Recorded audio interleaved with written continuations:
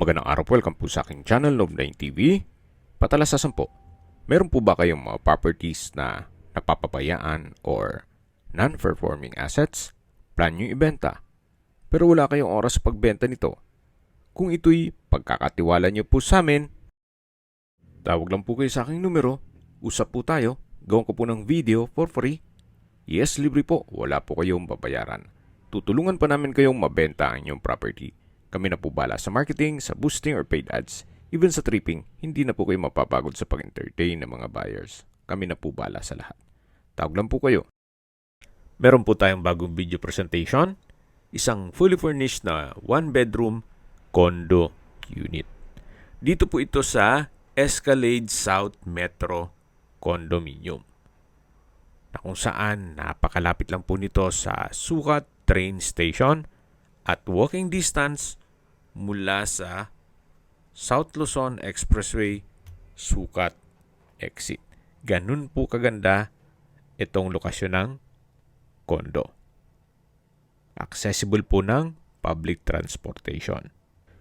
Kumpleto rin po ang amenities gaya ng swimming pool, clubhouse, function room, gym, gazebo, children's playground, basketball court, courtyard, at open field. Kaya kung sakali man po na naboboard kayo dun sa condo unit, pwede po kayong tumambay dito sa hangout area. Then kung gusto mag-swimming, nandyan po yung swimming pool. At kung sakali man po na gusto yung mag-workout sa gym, then yung basketball court ay katabi lang nitong swimming pool. At naka-landscape na rin po itong mga garden, na kung saan napakaaliwalas din po nitong area. Ito po palang Escalade South Metro ay modern Filipiniana inspired mid-rise residential enclave na para po sa mga pamilya na gustong konbinyente ang kanilang pamumuhay, na malapit po sa lahat ng business districts gaya ng Makati, BGC, Alabang at iba pang lugar dito sa South area. At habang papunta pa lang tayo dun sa unit, pag-usapan na natin ang distance, location at travel time. Gaya po ng nasabi ko sa inyo kanina, ito po ay walking distance lang mula sa PNR train station sa Sukat. Then, malapit din po ito sa South Luzon Expressway, Sukat Exit. At mula naman po sa SMBF at Medical Center ng Parañaque, ang distance is 2.2 kilometers at ang travel time is 9 minutes. Yan po yung lagi kong binabanggit sa aking video na dapat yung i-consider sa pagharap ng property, yung meron pong malapit na hospital. Hindi ko naman po sinasabing sakitin kayo. Yan naman po for emergency purpose lang naman. At mula naman po sa Alabang, ang distance is 5.3 kilometers at ang travel time is 14 minutes. Mula naman po sa Makati at BGC, ang distance is 14 kilometers at ang travel time is 26 minutes. Kung manggagaling naman po sa airport, ang distance is 13 kilometers at ang travel time is 25 minutes. Nasa 9th floor na po tayo. At yan po, matatanaw natin yung ibang unit mula dun sa ground floor. At ito na po yung hallway at malapit na po tayo. Ito pong unit na i-present ko sa inyo ay may floor area na 33.3 square meters. Yan po yung living area na may sofa. Then meron pong dining area na may dining set at may drop light, may refrigerator. At dito naman po yung kitchen na may kitchen countertop, stainless sink with faucet, modular kitchen cabinet, may microwave at induction cooker. Meron din pong storage ng kitchen utensils.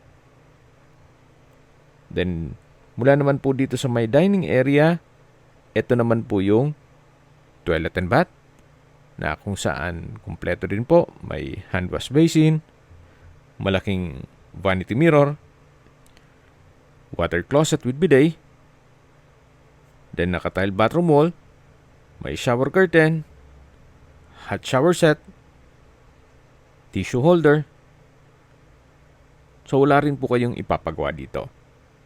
Halos hindi naman po ito natirhan ni owner, gawa ng nasa ibang bansa po siya. At dito naman po yung kwarto na kung saan malaki naman po ang espasyo nito. May bed frame with mattress na rin po siya, then malaking glass window with blinds, at may overlooking view naman sa kabilang building at sa mga amenities. At tungkol naman po sa dokumento nito, ito po'y titulado, buhay po ang may-ari, kaya wala po kayong maging problema sa documentation o sa transfer ng title. Lahat pong kagamitan na nakikita nyo ay kasama po yan. May electric fan at may aircon na rin po. So balik po ulit tayo dito sa dining, living area at kitchen. So open concept lang po siya. Actually, malaki na rin po ito compare mo sa ibang condominium na masyadong masikip. Okay, sa presyo na po tayo. Binebenta po ito ni owner sa halagang 3.7 million pesos. At kasama na po lahat ng nakikita nyong furnishings at mga appliances. Then, ito po'y ready for occupancy. Once na ma-acquire nyo po ito, pwede na pong lipatan kaagad. At ang kulang na lang po dito, kayo at ang damit nyo. Gawa ng may mga kagamitan na rin po. Sa mga nag-skip po ng video, summarize ko lang po. Ito pong condo unit ay nasa Escalades South Metro Condominium na malapit lang po sa Sukat Train Station at Sukat South Luzon Expressway exit. Then nasa 9th floor po ito. May floor area na 33.3 square meters. May 1 bedroom, 1 toilet and bath, fully furnished at clean title.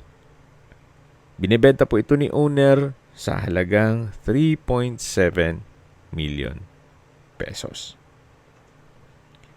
Well maintained, kaya ito'y ready for occupancy.